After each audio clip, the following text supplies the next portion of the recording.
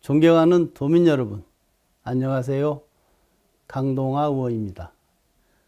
근본 회계에도 최근 사회 문제로 대두되고 있는 간병비 문제와 관련해 전북특별자치도 차원의 지원 방안 마련을 촉구하는 5분 발언을 하게 되었습니다.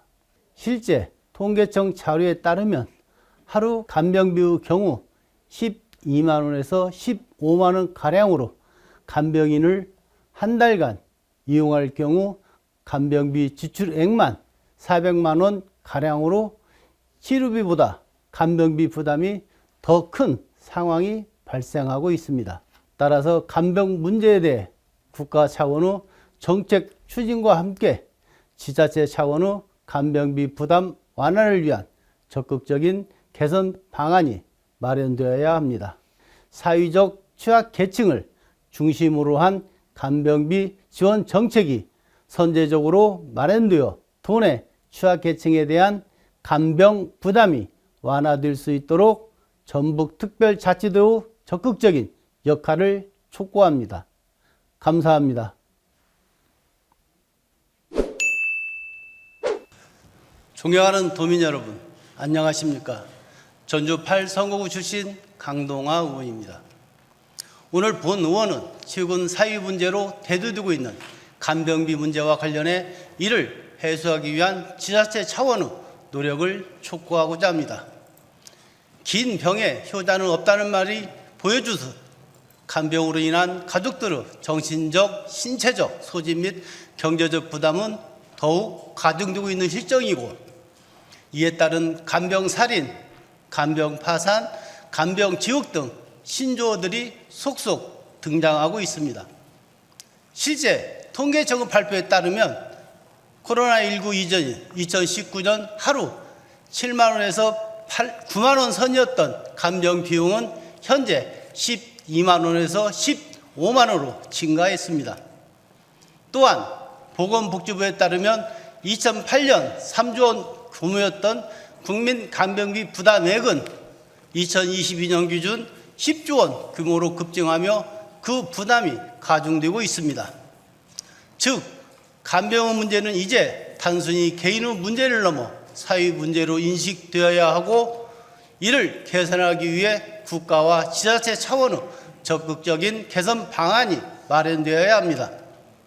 이러한 간병 문제에 대해 정부는 지난 2015년 사적 간병비에 대한 부담을 완화하고 입원 서비스 질을 높이기 위해 간병 통합 서비스를 실시하고 있습니다. 하지만 현재 정부가 추진하고 있는 간병 통합 서비스의 경우 소수 인원이 다수 환자를 돌봐야 하는 어려움으로 인해 중증 환자의 경우 서비스에서 배제되고 있고, 여전히 모든 병원, 모든 진료 과목에서 이용할 수 없는 실정입니다.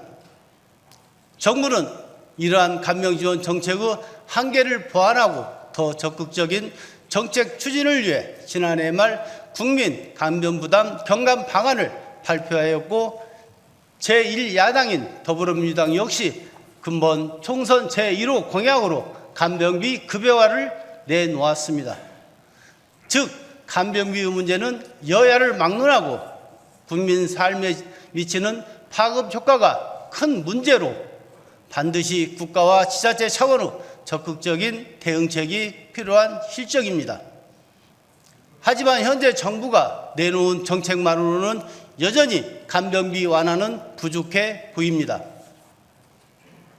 정부가 설계하고 있는 시범사업의 경우 요양병원 입원 환자 중 중증 환자를 중심으로 이루어질 예정으로 전체 환자의 15%에서 20% 정도만 혜택을 볼 수 있을 것이라고 예상되고 있고, 간병 통합 서비스 역시 중증 환자 전담 병실 도입을 시행할 계획이라고 하지만 여전히 일선 현장에서는 인력에 대한 수급이 가능할지, 정부 지원 규모가 현실을 반영할 수 있을지는 의문입니다.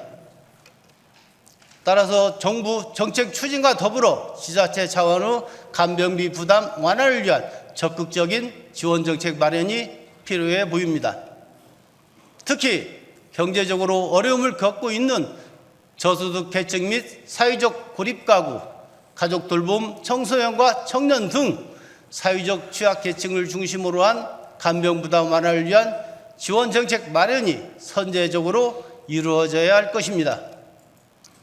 이미 전주, 서울 은평구, 부산 동구 등 일부 기초지자체를 중심으로 취약계층을 대상으로 한 간병비 지원 사업이 진행 중에 있는데 광역 차원의 지원이 이루어진다면 더 많은 도민들에게 실질적인 도움이 될 수 있을 것이라 확신합니다.